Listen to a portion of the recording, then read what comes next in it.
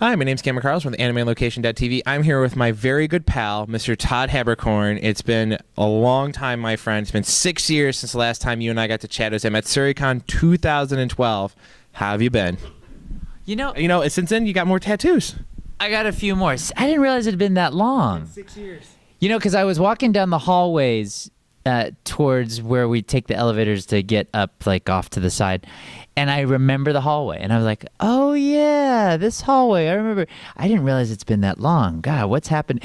You ever run into those people where after a handful of years like that, they come up to you and they go, hey, how's things been going? You're like, good. You just you summarized 6 years with one word. That's not how that works. But it's been,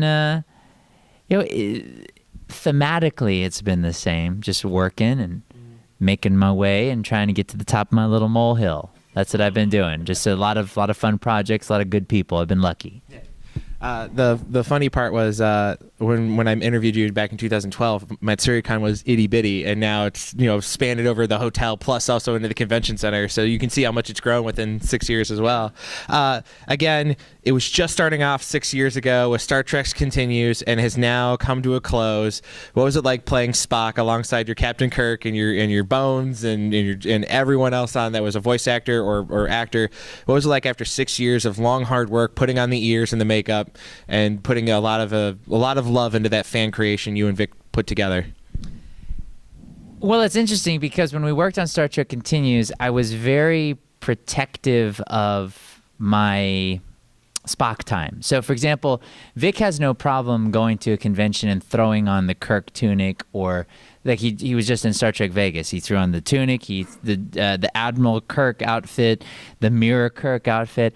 And I refuse to do that because for me, it's such a, for him, it's a different thing. He's the executive producer of it. He does a lot of the composition. He's the editor. So for him, it's a different angle than for me. For me, it's just the Spock part. So I'm very, very protective of just that process for myself. And so I won't do that. I won't do it for, photo ops and things like that. It's just for the episode. So for me, it was a very private process in a way. And that's how I've always kind of looked at on-camera stuff is when you look at my script, and I still have those Star Trek scripts, they have all my notes on it. And it's like a journal. Yeah. I don't want anyone to see them or read them. And I never leave my script out anywhere. People that do find it, the notes wouldn't make sense to them, but it's such a very intimate process with that. And putting on the makeup, Lisa and Tim were amazing in terms of being my makeup heads for all those years and doing such a great job. And my hair doesn't miss it because I had to not only do you have to have that haircut, but for 10 to 12 days, you're washing your hair twice a day. And then on top of that, you're pouring about a half gallon of hairspray in it, styling it, heating it every single day. By the time those 11 or 12 days are done, your hair is so weak. And it's because we had hair specialists on set, and they're like, yeah, your hair's just fried at the end of it. And so it's a weird little thing to think about, but stuff like that happens. Yeah. And so I have the tunic, the screen-worn tunic and the ears mounted on my wall in a frame. And people are like, do you miss putting it on? I'm like, no, I don't miss it. In the sense that because we finished it. Yeah. If we were to come back in another iteration, that'd be a different thing. But it was a nice beginning, middle, and end journey. And so we did it. Yeah. We did it, and luckily, thankfully, it was a huge success, and people are still talking about it. Yeah. I mean, I've been seeing Vic now for over the last 6 years, so we talk about it every single year we were seeing him. So it was nice to hear that. And again, since the last time we talked to you, you had gotten some tattoos, and you got one very important one that was filmed by Funimation, and Adam Sheehan is over in the corner giggling his butt off the entire time. You got your fairy tale tattoo. And how was it to get that? And how was the fans when they finally saw that you were part of the guild officially for life? Well, Adam has a lot of tattoos. People don't think about that. He doesn't seem like the type that would have tattoos. He's got a ton. Yeah. It was interesting with the tattoo for Fairy Tale. When I got that, then it inspired other people to get it. Yeah. So it was this whole tattoo movement that happened that I didn't plan on. Every shade of color too. Yeah, and every shade of color design. I didn't plan on that happening. That wasn't even a goal of mine, but it totally turned out to be that. And it was a lot of fun for that to be my first tattoo and something that that has continued to endure and follow me around, and it's been I don't regret it, because it would have been one thing if like I got the tattoo and then we never did the show again. Yeah. But it's been a great ride, and we're gearing up for another season, I would imagine, because the news final season for this run begins October 7th. And then of course there's like a spin-off series and then a sequel series. So I think we're going to see Natsu be around for a bit. Actually, it's funny. Molly is here this weekend. She's here right now today. Yeah? She's here. Oh, okay. Yeah. So since last time we talked, you had joined working with Geek and Sundry on a show for your own, is Otaku Heads. How's it been working with it, and getting the chance to sit down with your fellow VAs and chat about the anime industry? How's it been like that for you for the last couple years working with Geek and Sundry? Well, the Geek and Sundry, so we did a season of that show, and it was time. Time was always so tricky with that show, because we tried it was kind of caught in the crosshairs of consistently shifting personnel at Geek and Sundry. So I would tell my plan to the current social media person, and we'd get this great plan work, and the next week I come back to talk to you, you're gone. You're fired. And then I have to start over with another person, and then they're gone and fired, and then this.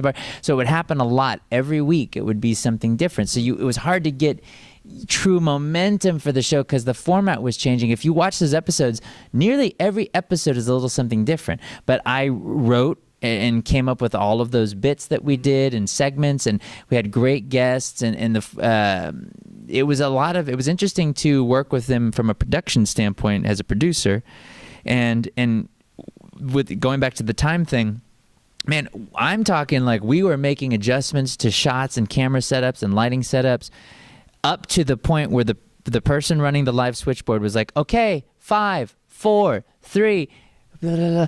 And we're that quick of a transition every week. So in that form, I don't think it was necessarily sustainable in that way, only because it was so much. Out of all the shows that they did, Otaku Heads had the most assets, they told me. They go, this is the most complicated show we do. It's a great show. Everyone loved working on it. But we even lost someone to immigration. We had a new camera person, and they go, I have to go back to Sweden. And we're like, what? Like, yeah, I don't have my green card right now, and I'm a little worried that I'm not going to be able to stay. So we lost a camera person. So like stuff like that was happening all the time. The fun backstage things you learn about working on shows, as you've just discussed. Again, since the last time we talked, you are doing audiobooks, and you're part of your work now. How do you keep your voice from just cracking or drying out while you're working on those, and also just keeping that energy up while you work on audiobooks? I'm a bad boy when it comes to audiobooks, because I don't. When I get tired, I stop, and It's a marathon. Yeah. Audiobooks are a real marathon. And also, it's the only VO format where I really experience the environment being important. So like when I travel to one client's studio in the Midwest, I can't record as long because the air is so different. Right. And so by a little bit after lunch, I can't talk anymore. And so it's interesting to see how much of an effect environment has in that medium of voiceover. But with books, I've gotten a little more. I've gotten pretty picky with the books that I'll do, just because it is such a marathon, and it's something that if you're going to be living with these characters for days and days and days, you want it to be fun, and you want it to be content that you like and are happy to do. So I've gotten a little picky with it. So, but it's always a pleasure when I get the call from Random House or Disney, things like that. So it's fun. Alrighty, and you also are now part of the Fire Emblem team as Joshua. What was it like playing him, and then obviously the fans getting to see him and respond to him to you? So what was it like being Joshua for Fire Emblem? It's actually my third character in Fire Emblem, and so it's some of the fans will create teams with all three of the characters, and it's working on video games is always a blast, and we don't hardly ever see the artwork and the actual movement of the game. It's so rare because they're developing it as we're doing it. Right. Sometimes we will, and it's it's always fun. I'm a big video gamer, so I love working on video games, love being a part of that world, and I hope I get to do it for another 1,000 years. I know you're a big video game fan because I know you put out your XBLA one day, and I tried to friend you. Since the last time we also got to talk, it's a really great show that I don't think very many fans have seen is K. And it's such a great show, and it's a really unique art style and music and combat. And, you also got to be a bartender and, hit on Stephanie Shea for a lot of it. So what was it like working on that show and, of course, running a bar? That's the one thing I noticed too, is like the artwork is very cool for that show, and it's and of course they break it down by color, like for like each yeah and you get to be the fire team and go against Patrick Seitz and Stephanie Shea with the ice team, and it's interesting how they continually anime follows these archetypes, but then at the same time they have little nuggets of ingenuity and creativity that you don't see in a lot of Western animation. Western animation is a different kind of. They focus on other genius aspects of production. Like I think it's a lot in their writing. Like when you find a Family Guy episode that's written really tightly and very funny, it's different than an anime that has really well-defined tropes that they stick to, and they create little pockets of goodness in between that. So it's just a different way of expressing the storytelling. And so it's fun to work on that show, and I don't think I can pull off the little bandana around the neck. I think I need to have a little bit of a different style, but it might be something I revisit later. I mean, would you ever want to consider running a bar and making it an all English style and making sure that it had the smoke and the beer all poured into it, especially when it gets a chip in it from several other actors? Running a bar, if I was going to run anything, I would run an animal sanctuary for rescued factory farm animals. And I would have a cafe on site where you could go and eat some animal-friendly food and go play and help out with the rescues. That's what I would do. I didn't know that about you. That's wonderful. And again, your career has spanned so many years, and a really odd, fun show to come back around was D.Gray-man. The seasons 3 and 4 got dubbed and were put up. So what was it like to come back and play Alan Walker after so many years of going, I finished the second season. When do I get to beat Sabat down some more? And when do I actually get to come back as Alan Walker and play with everyone else it was a really talented cast. Once I've met them all, I realized how talented you all were and how wonderful you all were. What was it like to come back after years of trying to get that cast to move from that were now in LA to go back to Dallas to record, or the people that were in Dallas and all that craziness? So what was it like to finally come back and play Alan Walker? Well, I don't know if there's too many shows where they take a 10-year hiatus and come back. I mean, that's a big deal, and I feel like the powers that be could have been a little stronger with their marketing approach and things that they did to really highlight how rare that is. It is. That's almost unheard of. I mean, I can't think of a show that took that long of a break and came back and finished. Yeah, and it's also 2 seasons worth of material. Yeah, and so it was great to step into the saddle again and do it. We recorded some of it at my studio. I would record a lot of my episodes weekly and send in the audio. It was something I didn't. After a while, I didn't think it would happen because fans would ask every convention for 10 years. Yeah. And I remember exactly where I was when I found out we were doing it. And I had no problem. The director, Chris George, took over for directing. And he was actually very apprehensive because he thought I would have a problem with him stepping into the directing role to do the show. And I didn't. I had one little thing. Yeah. But other than that, I had no problem with it. I was like, dude, this is your show. You do your thing. Do your thing. I'm here to facilitate this role. Yeah. And so I wasn't, in that instance, I wasn't super protective of it. There are things that I am protective of, but not that. I was just happy that we were able to do it. And because of that, I modified my body once again. Because I didn't think, because it was such a long shot that we'd do the show again that I made a bet. And I bet I'd be like, oh, yeah, sure, we do the show, gonna get my ears pierced. And we did do that.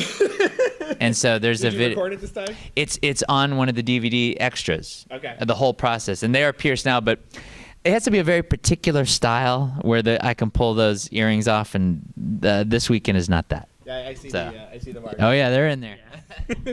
All right, and going again, since the last time we talked, you've moved to LA, and you have now set up your own studio and a production studio, and you've been working on different things, and on top of that, you run a fan club to boot. On top of all that, through Camp Haberkorn and Camp Haberkorn, and all the Haberkornness that you have, especially your license plate that I heard of. You have a special license plate on your car.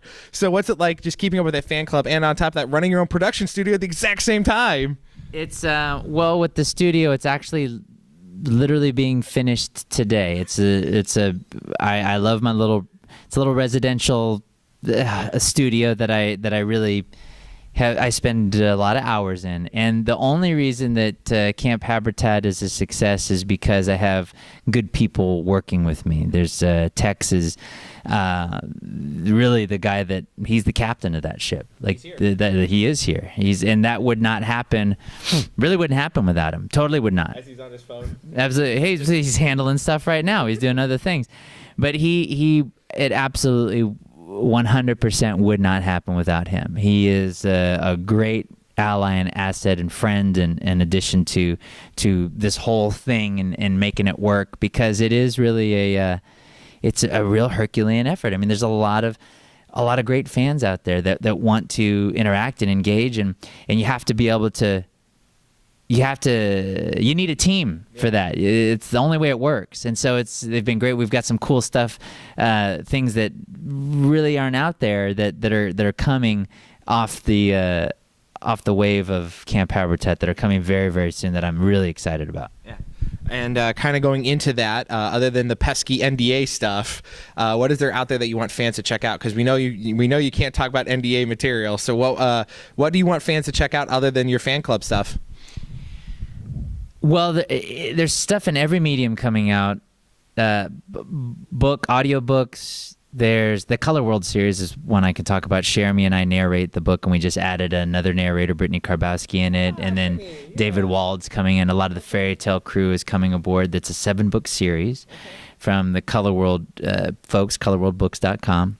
We're on the 2nd book now. I'm producing that. And a great director, Melissa Coates, is a Grammy-nominated audiobook producer who is coming on board to direct it. I just don't have the time, and I need someone good. So I directed the first one, and she took over for the second one. In terms of shows, ReZero's coming that are making their way out. And in terms of shows I've directed, I don't know exactly what I can talk about in terms of shows that are coming out. There's one anime I just finished directing that it popped out on Netflix for like a day as an error, and then it went away. And so that'll be out soon, and then I can, people were saying, well, we saw it. There's articles written about it right now, but we can't. So eventually I'll be able to talk about that. So there's a lot of stuff going on, and hopefully it'll be a restful little Christmas break at the end, where we can look back and see all the fun stuff that happened. So yeah, like the little part. Just a little one. Alrighty, now I know that you have a wonderful fan club, and I know you have an awesome Twitter. Are those mainly the two places we can follow you? And then on top of that, what is the message you want to give to the fans that may have not joined the fan club, or just fans that have just given you so much support and love over the last 6, 7, 10, 15 years of your career in the anime and entertainment industry? Well, I mean, Twitter and Instagram are a big one. The Facebook page is lovely for people to get a hold of. So I guess on Instagram it's official_Habergram, and on Twitter at Todd Haberkorn. Everyone's been so gracious. It's amazing to see the support. You get fans that make 17-hour drives to come say hi. I just got a belated birthday cake today from somebody, from Whitney. She was very nice about that. They're really amazing. It's great to get to know them in little pockets of time over the years, and their support has been wonderful. And I hope to do my best in the booth for them so they can keep enjoying what it is I get to be a part of. And we get to hang out in little pockets of time when we come to conventions. It's tough because it's coming off of a work week, and then it's like especially with this convention where it's like I flew overnight, landed this morning, came, and then the con's like, oh well, we're doing da da da da da today afterwards. I'm like, I'm gonna be sleeping. I have to rest. So it's tough in those scenarios, but it's everyone's so patient, and I thoroughly enjoy it. But it's been great. Again, Todd, let's not make another 6 years. Let's hang out some more, and thank you again for coming out. I really appreciate it. Thank you. It's been that long. Yeah, it's been 6 years. Yeah.